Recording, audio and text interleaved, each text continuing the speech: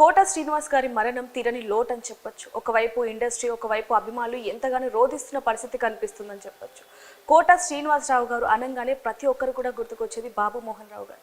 ఎందుకంటే ఇద్దరి మధ్య ఉన్న సన్నిహిత్యం అట్లాంటిదని చెప్పొచ్చు. ఇప్పుడు మనతో పాటు మాట్లాడడానికి బాబు మోహన్ రావు గారు మనతో పాటు ఉన్నారు. వారితో మాట్లాడతాం. నమస్తే సార్. సార్, అంటే ఇలాంటి టైంలో మిమ్మల్ని ఇబ్బంది పెట్టడం కరెక్ట్ కాదు, కానీ ఆయన గురించి తెలిసిన వ్యక్తి ఎవరైనా ఉన్నారు అంటే సన్నిహిత్యంగా అది మీరనే చెప్పచ్చు.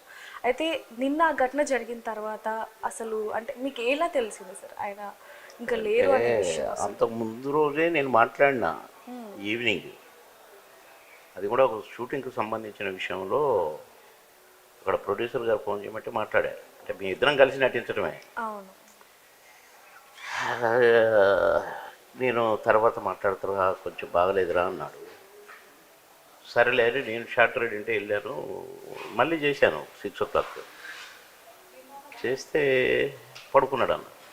6 o'clock ఈవినింగ్ 6 o'clock. సరే పడుకుని వెళ్ళండి, నేను రేపు వస్తానని చెప్పండి అన్నాను. నేను పొద్దున పోయి నేను తీసుకునేవాడిని ఇంటికి పోయి. కానీ తెల్లవారుదామున 5 గంటలకు ఫోన్ ఒకటి, ఇట్లా చనిపోయారని. ఒక టీవీ ఆయన లేపారు నన్ను. ఆ పేరు, వాళ్ళ పేరు చెప్పకూడదు మళ్ళా. దారెమ్మటి ఒక 10 టీవీ మోతనే ఉన్నాయి, టీవీ ఫోన్స్ వస్తూనే ఉన్నాయి. ఇట్లా జరిగింది, మీకు తెలియదా మీకు తెలియదు. నేను హడావుడిగా తయారై పరిగెత్తి ఇక నిన్న అది అంతా జరిగింది. అంటే ఇండస్ట్రీలో ఉన్న వాళ్ళకి అందరికి ఒక ఎత్తు అయితే మీకు ఒక ఎత్తు అని చెప్పచ్చు అది జీర్ణించుకోవడానికి. ఎందుకంటే మీ ఇద్దరి మధ్య ఉన్న సంబంధం, ఆ అనురాగం అనేది కొన్నేళ్ల నుంచి కూడా ఉందని చెప్పచ్చు. ఒకే ట్రైన్లో మీరు చేసిన ఆ అల్లరి, ఆ ఉత్సాహం, అదంతా అదొక వేరు. ఒక పని కాదులేండి మరి. మేము ఎక్కడున్నా జనరల్గా మా ఇద్దరు కాంబినేషనే ఉండేది. ఇద్దరు సేమ్ డేట్లే ఉండేది. ఏ షూటింగ్కి వెళ్ళినా ఇద్దరమే. మళ్ళీ తిరుగు ప్రయాణం ఇంకో సినిమాకి మళ్ళీ ఇద్దరమే. కారు ప్రయాణం ఉంటే ఇద్దరమే. ఇక్కడ ఫిలిం నగర్కి వస్తే పక్క ఇళ్ళే మళ్ళీ. అలా ఇంకా బాగా అటాచ్ అయిపోయింది. మీ ఇద్దరి అభిప్రాయాల కంటే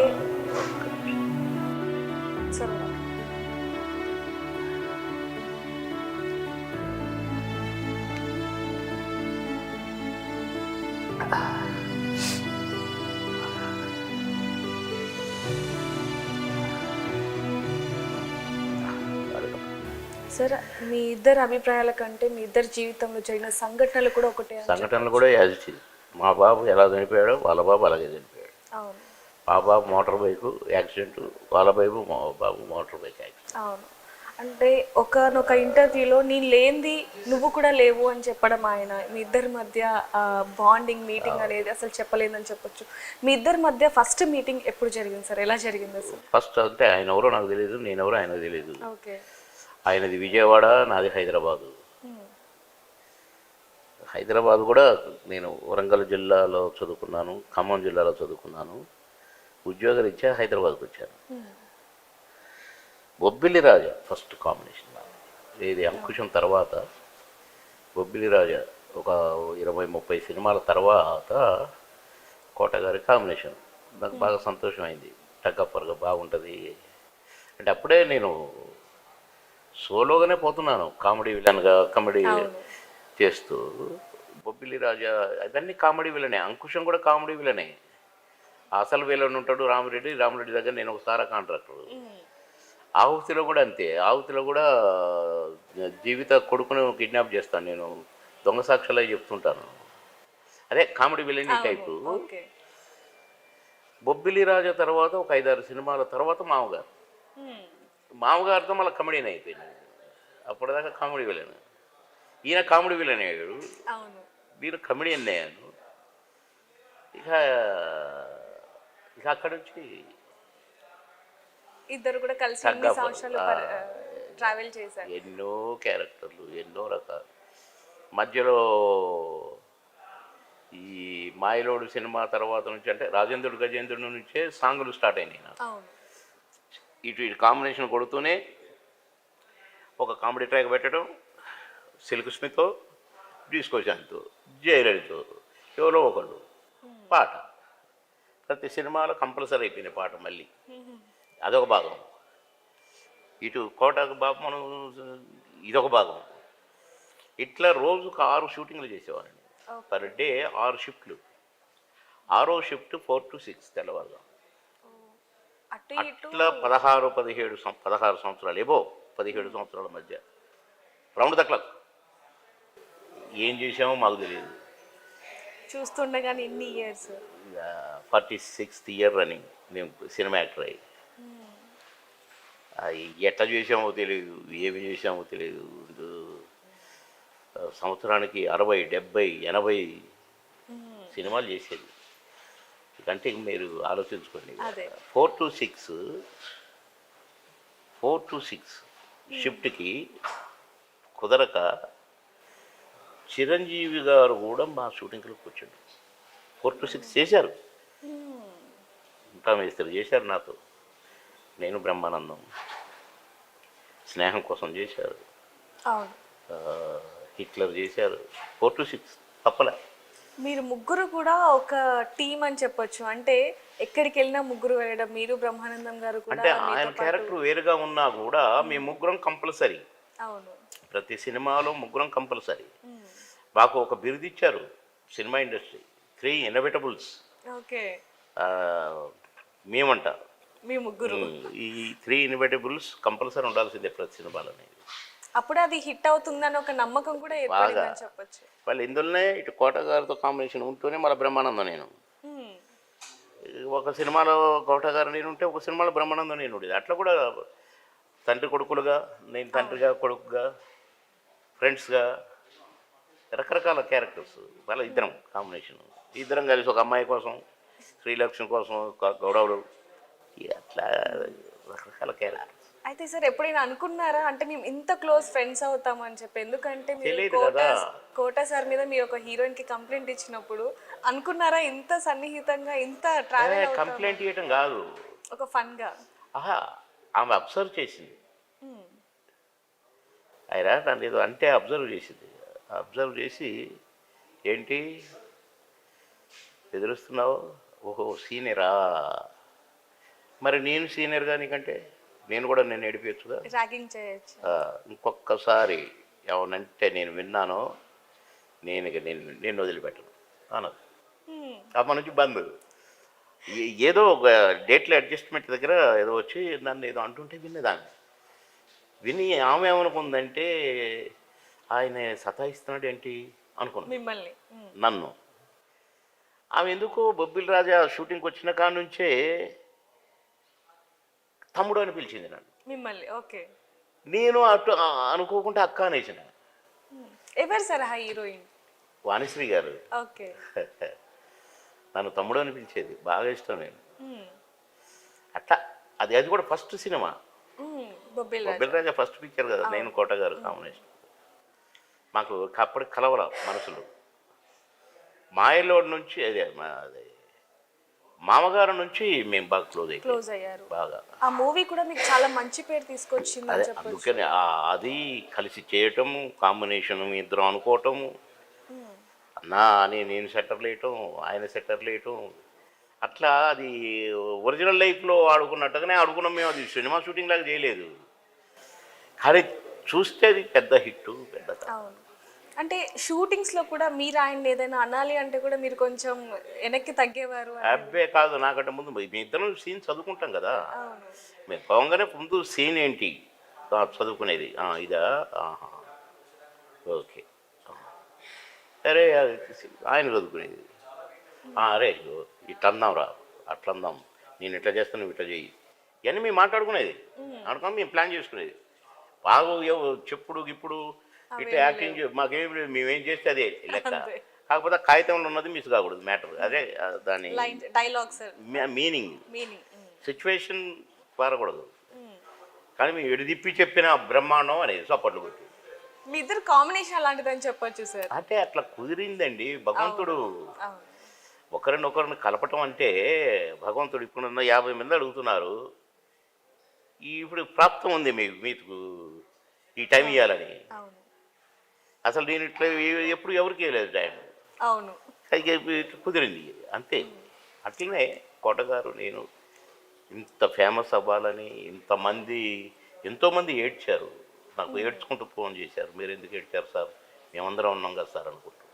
కానీ లేడీసు భార్యాభర్తలు ఎన్ని ఫోన్లు నాకు.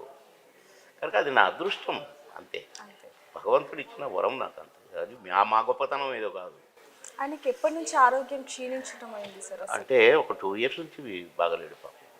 అంటే ఇలాగ షుగర్ ఉంది ఒక పక్క. అదే.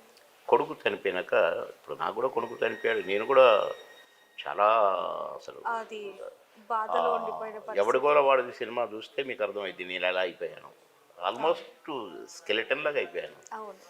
కానీ మళ్ళీ నా 10 మంది కోసం బతకాలి నేను అని నేనే మొండిగా. అంటే సార్ ఆయన ఆరోగ్యం క్షీణించిన తర్వాత మీతో ఏం మాట్లాడారు సార్? అంటే ఫ్యామిలీ గురించి ఏమైనా చెప్పి అంటే నేను 15 డేస్కి ఒకసారి 20 డేస్కి ఒకసారి వెళ్తుండేవాడిని. ఇక ఈయనకు కొంచెం మరి బాత్రూంలో పడిపోయినాక అటు ఎటు వెళ్ళినా కూడా నేను అటు పోయి పలకరించి జాగ్రత్త అని చెప్పి వచ్చేవాడిని. ఓకే. నేను ఈ మధ్య ఒక 20 డేస్ అయింది వెళ్ళలేదు, షూటింగ్ల వల్ల వెళ్ళలేదు. ఓ 10 సినిమాలు చేస్తున్నాను, అందుట్లో ఒకటి ఆ 10లో ఒకటి రిలీజ్ అయింది, ఉప్పు కప్పు రబ్బు. అవును అవును సార్. నాకు మంచి పేరు వచ్చింది, సినిమా కూడా చాలా బాగుంది. అంటే ఆయన ఫ్యామిలీ గురించి చెప్పుకొని బాధపడ్డ సన్నివేశాలు ఏమన్నా ఉన్నాయా సార్? అంటే కొడుకుదే, కాకపోతే మనవాళ్ళు ఇద్దరు పుట్టిన కొడుకులు ఇద్దరు కూడా బాగా ఇష్టం. వాళ్ళిద్దరి వల్ల ఆయన్ని కొంచెము ధైర్యం. వాళ్ళిద్దరు కూడా మంచి ఫస్ట్ క్లాస్ స్టూడెంట్స్. రే చూసావా ఫస్ట్ వచ్చారు రా నా మనవాళ్ళు అని చెప్పేవాడు, నాకు సంతోషపడేవాడు. అట్లా ఇద్దరు కూతుర్లు కూడా వాళ్ళ పిల్లలు కొంచెం ఎన్ని కాపాడి ఈ 2 ఇయర్స్.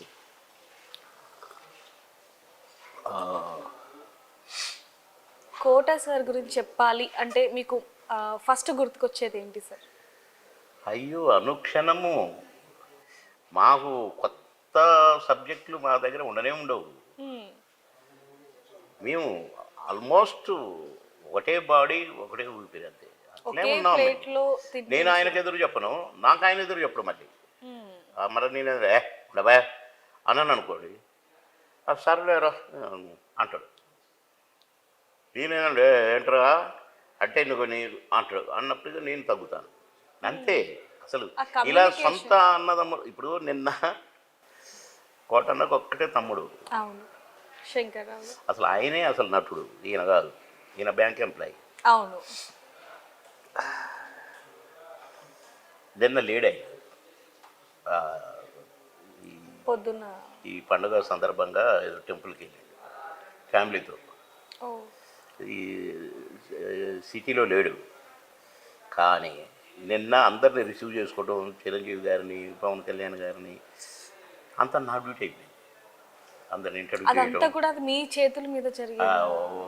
ఇవాళ పొద్దున్నే మాట్లాడాడు శంకర్ ఆయన పేరు. అన్నా తమ్ముడు పోర్షన్ చేసినావుగా, నువ్వు అటు వెళ్ళినావు, నేను వచ్చి నీ పోర్షన్ నేను కంటిన్యూ చేసిన, పల్లె తమ్ముళ్ళం దొరికాము అన్నకి అని పాపం ఏడ్చుకుంటూ మాట్లాడి. నేను అది అనుకోలేదు, అదే కరెక్టే కదా. అవును. చిరంజీవి గారు పెద్ద కూతురు, చిన్న కూతురు, మనవాళ్ళు, మనవరాళ్ళు ఇట్లా అందరికీ ఇంట్రడ్యూస్ చేయటం నేను. అట్లా ఒకే ప్లేట్లో తిన్న వ్యక్తులు అని చెప్పొచ్చు మీ ఇద్దరు కూడా. అసలు అంటే కష్ట సుఖాల్లో అన్నిట్లో చెప్పొచ్చు కాదు. అంటే వాడికి ప్లేట్ తెచ్చి పెట్టి దాకా ఎందుకు రారా తిందాం, చాలా ఫ్రీగా మీతో ఉండే వ్యక్తి అని చెప్పొచ్చు. ఆయనకి ఏ ఇబ్బంది ఉందో నాకు చెప్పేవాడు, ఏది కావాలన్నా కూడా నాకే చెప్పాడు, అరే తెచ్చిపెట్టరా. ఆయనకి బాగా ఏమి ఇష్టం సార్ కోట శ్రీనివాసరావు గారికి? సరే ఇవన్నీ ఎందుకు, మనం ఆయన పర్సనల్ లైఫ్ని నేను ఎందుకు బయట బాగున్నది కదా. ఆయనకు ఏమి ఇష్టాలు చాలా ఉన్నాయి, ఆయన నోటికి ఆయన చెప్పుకుంటే బాగుంటుంది. 4 to 5 మధ్యలో ఖచ్చితంగా కాఫీ తాగాలి, ఒక అరకప్పు. నేను పొద్దున్న తాగాను మళ్ళీ, కానీ ఎక్కడున్నా ఏదో మిస్ అయింది అనుకుంటుంటా. కాఫీ అరే కరకప్పు చూడంటారా అంటుంటాను, మళ్ళీ తాగాను, మళ్ళీ అది ముట్టుకోను. కనుక ఇది నా పర్సనల్. మా కోటన కూడా ఉన్నాయి పర్సనల్, కానీ వాటిని మీకు చెడు కనిపించవచ్చు, లేదండి. వినేటోళ్ళకి చెడు కనిపించవచ్చు. ఒక్కొక్కళ్ళది ఒక్కొక్క స్టైల్ కదండి. నాకు టీ ఇష్టము, ఇక్కడ ఉన్న వాళ్ళలో టీ ఇష్టమైన వాళ్ళు చాలా మంది ఉంటారు. అవును, ఒక్కొక్కరికి నాకు ఒక్కొక్క కాఫీ కాబట్టి. ఇష్టం. అవును. అట్లా వాళ్ళ ఇష్టాలు మనం చెప్పకూడదు. ఎవరి అయినా సరే, అవును. తల్లి అయినా సరే, భార్య అయినా సరే. చివరిగా ఆయన గురించి చెప్పాలి అంటే ఏం చెప్తారు సార్? మంచివాడు, మేధావి, ఎలాంటి క్యారెక్టర్లోనైనా ఈజీగా దూరిపోయి ఈజీగా నటించగలిగిన కెపాసిటీ. ఇప్పుడు ఈస్ట్ గోదావరికి వెళ్ళండి, ఈస్ట్ గోదావరిని తీసుకొచ్చి హైదరాబాద్లో పెట్టండి, ఎటు తిప్పినా ఆ ఈస్ట్ గోదావరి సైడే వెళ్ళిపోద్ది స్లాంగ్. అనేది. అవును. ఇప్పుడు వెస్ట్ గోదావరి సైడ్ రండి, వాళ్ళకు ఒక ఊత పనులు ఆయ్ అలాగండి ఆయ్ అయ్ అదే పోద్ది. ఇటు రండి తెలంగాణ గట్లయితే మళ్ళీ అదవుతుంది. అట్లా ఇప్పుడు వరంగల్ సైడ్ పోండి, ఒక రకమైన తెలంగాణ. అటు ఖమ్మం అటు సైడ్ పోండి, ఒక రకమైన తెలంగాణ. అట్లా ఆయన విజయవాడలో పుట్టి పెరిగి విజయవాడలో చదువుకునే ఆయన ఫస్ట్ పిక్చర్ ఏంటి? చిరంజీవి గారితో కాదు, ఫస్ట్ పిక్చర్ ఇదండి, మన రామోజీరావు గారిది. ఆ పిక్చర్తోనే ఆయనకు లైఫ్.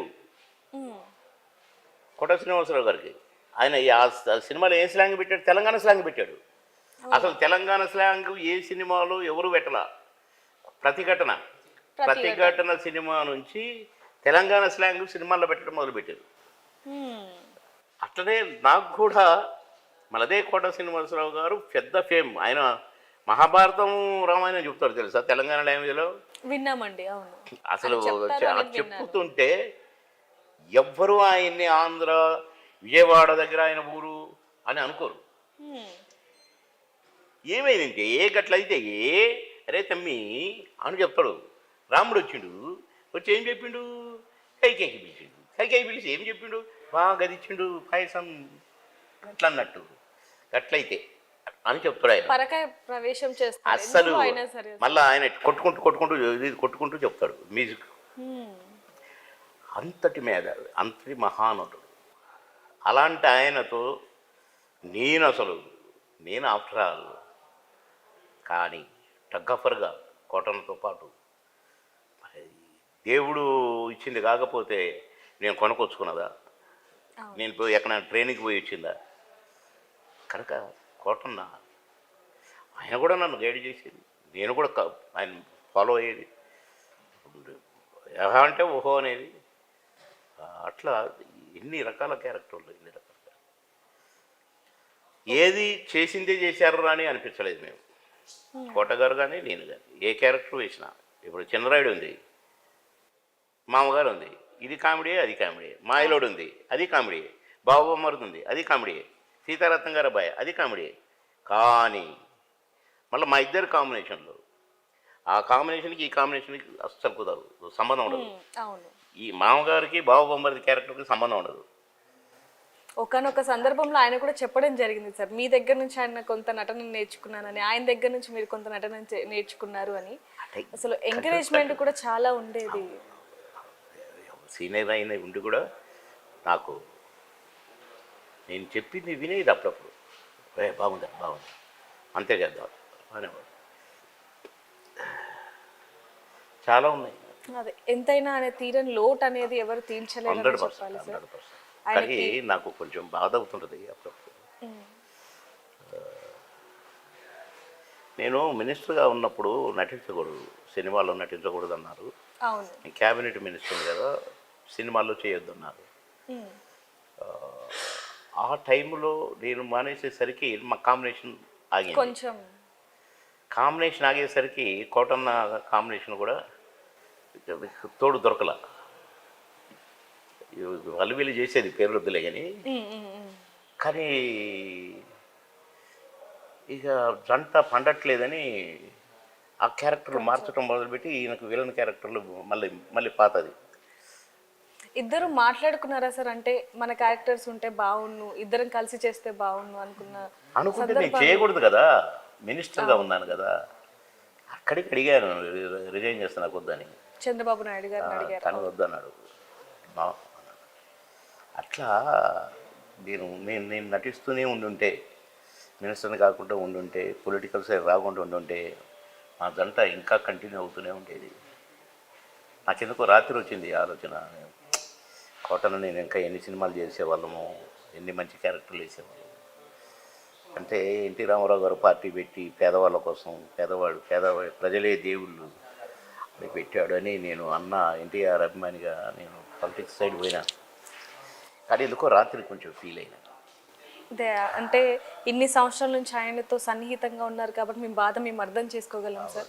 ఏదైనప్పటికీ ఆయనకి ఆత్మ శాంతి చేకూరాలని మనం కూడా కోరుకుందాం. అవునండి, ఆ కుటుంబ సభ్యులందరికీ, మనవళ్ళకు, మనవరాళ్ళకు, 2 కుమార్తెలకు, కోడలు, మా వదిన గారు, వాళ్ళందరికీ కూడా భగవంతుడు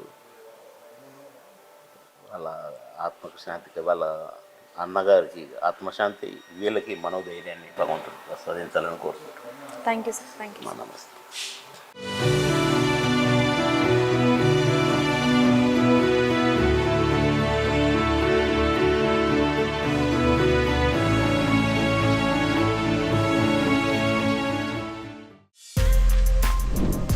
For more videos like this, subscribe Big TV channel.